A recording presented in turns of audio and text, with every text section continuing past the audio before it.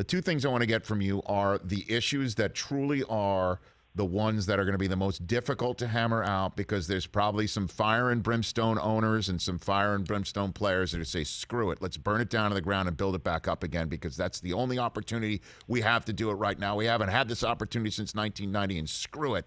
And that's the way, you do miss games. That's number one, is I want to know what those issues are. And then and number two. And number one is the drop dead date. Like, what is the stroke of midnight date that exists in people's minds that they can screw around and say the most nasty things and then eventually put Humpty Dumpty back together in time for? Because I remember that's the way it worked for the NFL.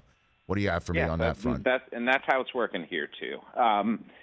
The big thing is there's no singular issue like Major League Baseball wants a salary cap on the table right now. This is very simply, Rich, a fight about money and a fight about the division of this, during a normal non-COVID year, $10 billion pie. And players, understandably, feel like they've gotten the short end of the stick. Revenues in baseball have grown pretty significantly, and salaries have not. And when you see, a graph that shows this line going upward for clubs and a line that's steady and even this past year went down for players, you're going to have contention there. So while the players say, we want competitive integrity, you don't want teams tanking, because tanking teams means teams that don't spend, and teams that don't spend means fewer in free agency, and fewer options in free agency means lower salaries for players. It's a very simple fact. Players want to get paid more earlier in their careers. Understandable. Baseball's reserve system has it such that for the first 3 years of your career, you get paid right around the major league minimum, which, don't get me wrong, it's great. Right now it's $570,500. It is going to go up and could go up fairly significantly, but it's beyond that. If you have a great player in his 0 to 3 service class, they want bonuses for the ones who are excellent, who are all-stars, who get MVP votes, etc. And again, a totally understandable thing. The problem is the players want a lot more than that too. Right now, it takes 6 years for them to reach free agency. They would like it to be shorter, or especially for players who don't get called up until later in their careers. Maybe some sort of an age-based system, though that probably ultimately is going to be off the table. They want arbitration, which is where you can negotiate your salary right now in your 4th through 6th seasons. They want that after 2 years instead of after 3. Oh, boy. Now that's where the owners will be like, you got to be kidding me, because I know they hate arbitration, and it also players may like it, but they also it's a team that comes in and tells an arbitrator, our guy stinks. He's great here, but here's where he also stinks, and that whole process does stink, Jeff. I mean, so you're mentioning a lot of things that are on the table, but what's the one thing that's going to actually be the last thing on the table that everyone's going to threaten games aren't going to be played, and the commissioner's going to come out and say players aren't doing what they're supposed to be doing at this table. They're the ones who are walking away. Like, that's the way it's going to go. When is that date? When is that date where they finally decide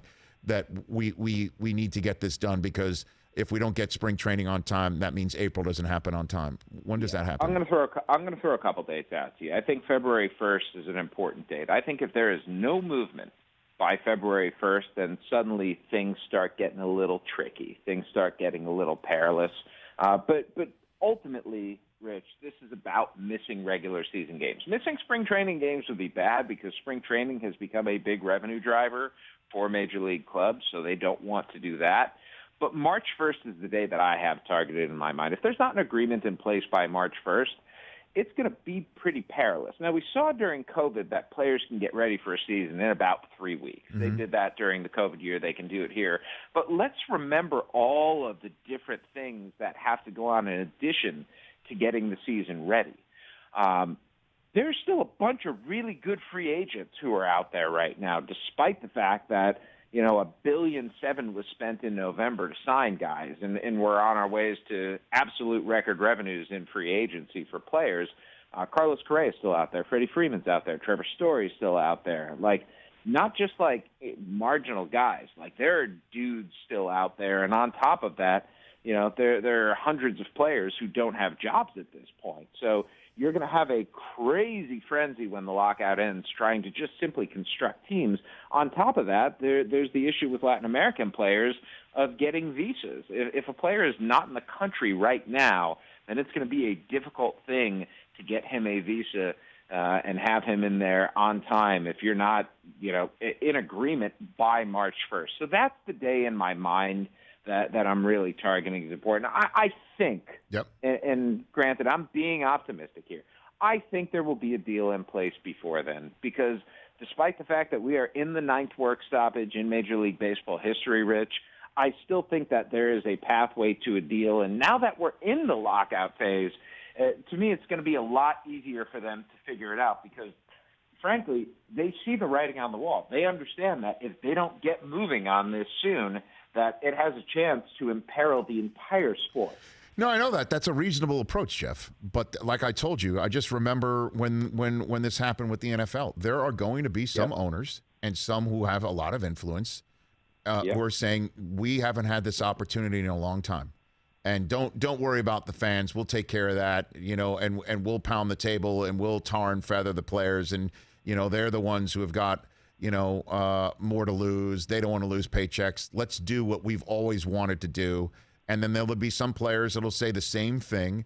And that is what leads to the ultimate peril is what I'm saying, And so let's go on the flip side. I just remember for the NFL lockout, and I've also heard that this might have been a little bit overplayed as in terms of a narrative, but Jeff Saturday of the Colts and Bob Kraft of the Patriots got together. I remember they famously hugged it out, in front of cameras. Is there a relationship that we should be keeping an eye on like that in baseball as we go forward on this thing, Jeff? Yeah, not at this point. No one's hugging right now. They are that's it. Far from the hugging phase at this point. Or just an owner that can reach out to a player in the association or something like that? Is there a back channel that you might know of or anything about that? Yeah, I mean, those sorts of things emerge over time. There's always back channeling going on, and there are always even third parties who are trying to go and bridge the gap. But at this point, no, both sides are very locked in on their positions. And until there is a move, and listen, there were small moves this week, right? The league proposed getting rid of what's called direct draft pick compensation. So when you have a star player who's about to be a free agent, you can give him a qualifying offer, which this year was a 1-year, $18.4 million contract. If a player rejects that, goes to free agency and signs somewhere else, the team that signs him has to give up a draft pick. And because of that, teams are less likely to either pursue particular players or to pay them what their fair and free market value would be. And because of that, Major League Baseball recognizes this is an impediment on free agency and offered to take direct draft pick compensation off the table. That was actually a pretty significant move. On the other hand, the union, which had opposed expanding playoffs, proposed a 12-team playoff, expanded from the 10 right now, but not quite to the 14 that Major League Baseball wants, as well as the ability to put patches on uniforms, which, of course, would be sponsorship dollars in the pockets of the teams every year. I mean, 14 teams, Jeff. Come on, man. Little bitty movements this week, but in terms of the core economics, there was not a whole lot, and they're still fighting over those. And when they do get back to the bargaining table, I think we're really going to get a better sense of what that big issue is going to be and how it's going to be resolved. Hey, you watched all the way to the end. Thanks for that. Watch more right here.